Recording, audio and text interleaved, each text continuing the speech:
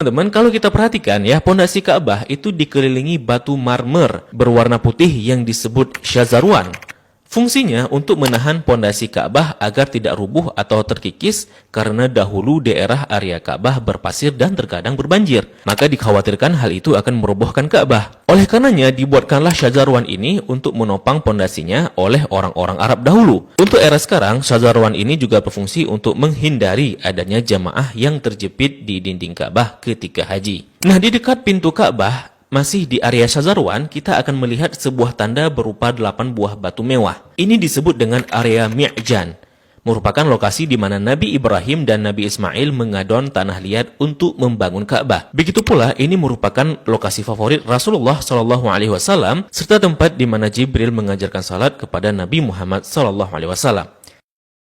Kain yang menyelimuti Ka'bah ini disebut dengan kiswah. Orang yang pertama kali menyelimuti Ka'bah dengan kiswah merupakan seorang raja dari Himyar yang bernama Tubba Abu Karb. Dahulu, orang-orang Arab menggantung syair-syair terbaik mereka di dinding Ka'bah sebagai bentuk kebanggaan budaya peradaban mereka dalam bidang sastra. Dan tahukah teman-teman, jika warna kiswah tidak selalu hitam.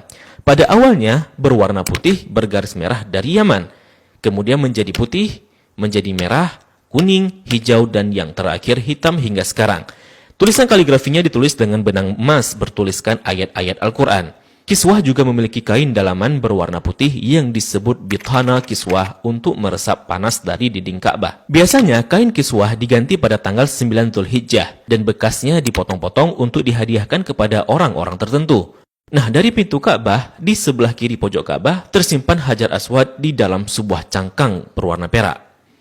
Pintu Ka'bah sendiri berjarak 2 meter dari lantai. Pada awalnya teman-teman, pintunya sejajar dengan lantai. Namun karena terjadi perampokan isi Ka'bah, kemudian orang-orang Quraisy berinisiatif untuk meninggikannya. Nah, dalam perjalanan sejarahnya, pintu Ka'bah telah berubah-ubah baik bentuk, sendi maupun bahan bakunya. Pintu yang ada sekarang merupakan hadiah dari Raja Khalid bin Abdul Aziz, Raja Saudi, dan dilapisi emas murni 99 karat seberat 280 kg dengan total biaya 46 miliar. Dan itu dana dari tabungan Raja Khalid sendiri. Nah, pintu ini memiliki kunci dengan desain klasik dan secara turun-temurun sejak dahulu kala dipegang oleh keluarga keturunan Qusay bin Kilab bin Murrah. Dan pintu ini hanya dibuka 2 kali selama setahun, yakni pada awal bulan Sya'ban dan awal bulan Zulhijjah untuk dibersihkan. Dan untuk memasukinya diperlukan tangga portable. Dalam Ka'bah sendiri tidak memiliki lampu, sehingga ketika memasuki Ka'bah maka akan diterangi dengan penerangan dari luar. Nah, ketika kita memasuki ke dalam Ka'bah, maka kita akan melihat jika lantai dan dinding dalam Ka'bah dihiasi dengan batu marmer yang dominan putih. Marmer hijau menghiasi lantai dengan bentuk persegi yang dihiasi oleh marmer coklat di sampingnya. Kalau kita salat di dalam Ka'bah, maka garis ini bisa jadi batas safnya. Kalau diperhatikan, maka di sudut terdapat potongan marmer hijau.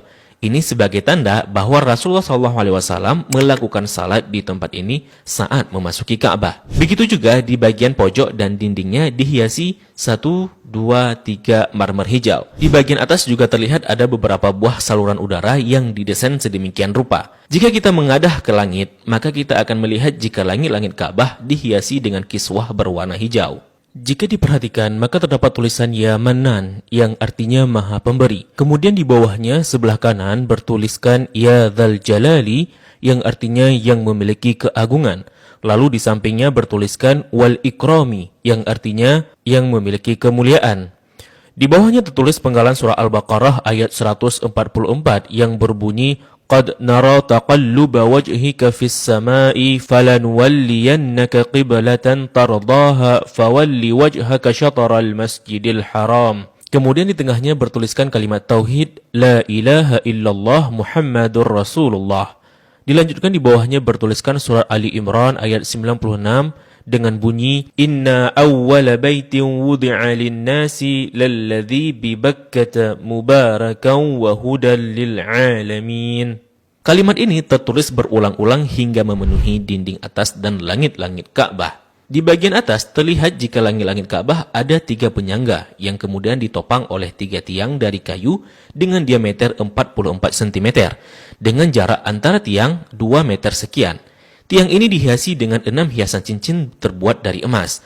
Bagian bawah pondasi tiang berbentuk kotak yang besarnya dapat diduduki oleh orang dewasa. Orang yang pertama kali memasang tiang di dalam Ka'bah adalah Abdullah bin Zubair saat pertama kali memugar Ka'bah selepas wafatnya Rasulullah Sallallahu Alaihi Wasallam. Di bagian atas tergantung harta karun berupa kendi-kendi atau lentera kuno yang terbuat dari emas dan perak, merupakan hadiah dari pemimpin-pemimpin negeri Muslim pada masa lalu.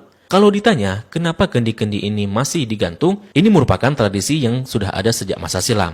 Nah, di bawahnya, tepatnya di antara tiang, terlihat sebuah meja heksagonal berwarna putih dengan atasannya dihiasi marmer hijau. Memiliki kabinet penyimpanan dengan 2 pintu dan 4 engsel. Memiliki 2 pegangan. Ini berfungsi untuk menyimpan bukhur dan minyak wangi seperti kasturi, ember, gaharu, dan sebagainya yang nantinya digunakan untuk mencuci dan membersihkan Ka'bah. Dan ini merupakan wadah untuk menaruh wangian. 2 sisi dinding Ka'bah terdapat 1, 2, 3, 4, 5, 6, 7, 8, 9, 10 buah plakat yang tertempel di dinding Ka'bah dengan warna yang berbeda dan terbuat dari batu alam. Salah satu yang mencolok adalah plakat yang tepat berada di depan area Rasulullah Salat.